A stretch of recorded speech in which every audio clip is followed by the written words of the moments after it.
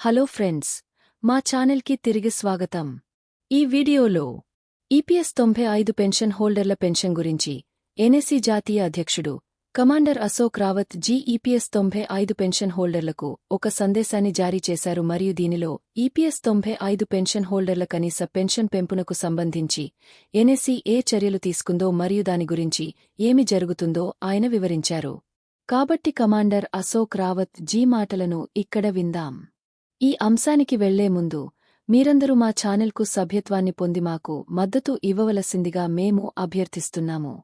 మీ అందరికీ నా శుభాకాంక్షలు.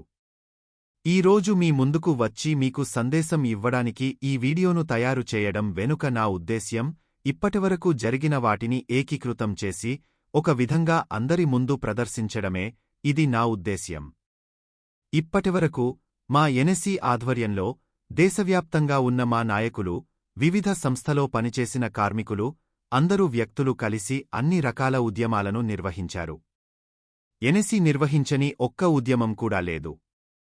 బుల్ధానాలో కూడా గత 6 సంవత్సరాలుగా పెన్షనర్లు పగలు మరియు రాత్రి కూర్చునే రిలే నిరాహార దీక్షలు చేస్తున్నారు. అభ్యర్థన పత్రాలను ప్రతిరోజూ ప్రభుత్వంలోని సంబంధిత మంత్రులకు పంపుతున్నారు.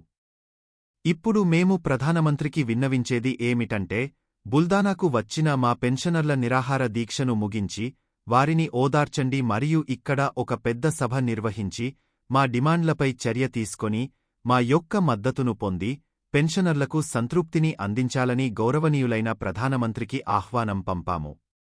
మేము వారికి ఈ లేఖ రాశాము మరియు మేము అందించిన ఆహ్వానాన్ని ప్రధానమంత్రి కార్యాలయంలోని సహాయ మంత్రి గౌరవనీయులైన జితేంద్ర సింగ్ జీ ద్వారా అందించాము.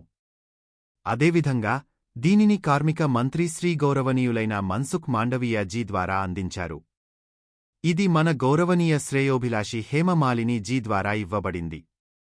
మరియు నేను దీనిని బుల్ధానా ఎంపీ మరియు స్వతంత్ర బాధ్యత కలిగిన ఆయుష్ సహాయ మంత్రి శ్రీ ప్రతాప్రావు జాదవ్ జీ ద్వారా ఇచ్చాను. మరియు ఇటీవల నేనే స్వయంగా వెళ్లి మహారాష్ట్ర ముఖ్యమంత్రి దేవేంద్ర ఫడ్నవీస్ జీ ద్వారా దీన్ని ఇచ్చాను. దేవేంద్ర ఫడ్నవీస్ జీని గౌరవించాను. మరియు ఏప్రిల్ 20 నుండి మే వరకు మీకు ఏ రోజు అనుకూలమో మాకు చెప్పండి అని నేను రాశాను. మేమందరం మిమ్మల్ని లక్షల్లో స్వాగతిస్తాము మరియు మీరు మాకు మా డిమాండ్ల పట్ల సానుకూల వైఖరిని అందిస్తారని ఆశిస్తున్నాం.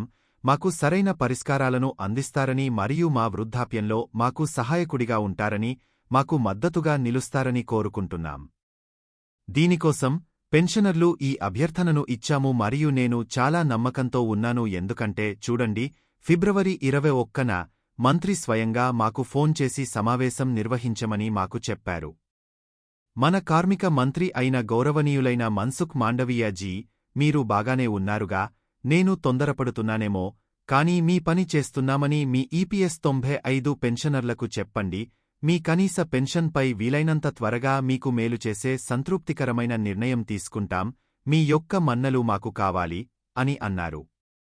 ఆ తరువాత మార్చి 19న మన అమరావతి ఎంపీ అనిల్ జీ బోండే సాహెబ్ మరియు మా నాయకుల ద్వారా మా ప్రధాన కార్యదర్శి గౌరవనీయులైన వీరేంద్ర సింగ్ జీ అక్కడ హాజరయ్యారు. పిఎన్ పాటిల్ గారు అక్కడ ఉన్నారు. ఎన్ఎస్సీ జాతీయ కార్యదర్శి శ్రీ రమేష్ బహుగుణ గారు అక్కడ ఉన్నారు. మేము జితేంద్ర సింగ్ జీ కార్యాలయంలో కలిసినప్పుడు అమరావతి ఎంపీ శ్రీ అనిల్ బోండే జీ మమ్మల్ని కలిశారు. అతను కూడా అక్కడ ఉన్నాడు. మీ పని మేము చేస్తున్నామని మంత్రి అన్నారు. కాబట్టి ఇవన్నీ విషయాలు. మేము దేవేంద్ర ఫడ్నవీస్ గారిని కలిసినప్పుడు కూడా గౌరవనీయులైన అనిల్ బోండే గారి నుండి మాకు చాలా సహాయం లభించింది. దానికి మేము అతనికి కూడా కృతజ్ఞతలు తెలుపుతున్నాము మరియు ఇప్పుడు ఇలా చెప్పడం అంటే మన పని త్వరగా పూర్తవుతుందని అర్థం. ప్రశాంతంగా ఉండండి. ఇప్పుడు వారు దీన్ని ఎంత త్వరగా చేయగలరు మరియు ఎంత చేయగలరు అనేది ప్రభుత్వంపై ఆధారపడి ఉంటుంది. మా వైపు నుండి మీ అందరి కోసం మా ప్రయత్నాలు ఫలించాయి.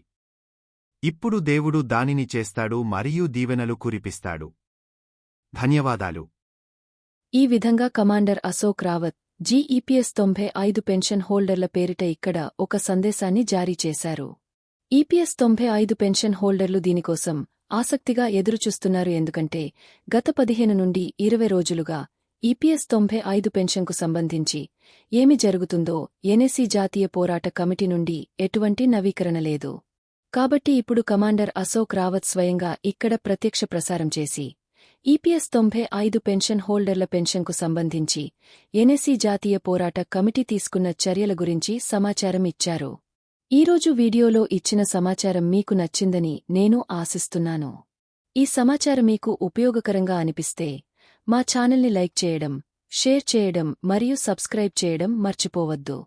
మీ ఆలోచనలను క్రింద వ్యాఖ్యలలో రాయండి. బలంగా ఉండండి మరియు విశ్వాసాన్ని నిలబెట్టుకోండి. ఈ వీడియో చూసినందుకు ధన్యవాదాలు.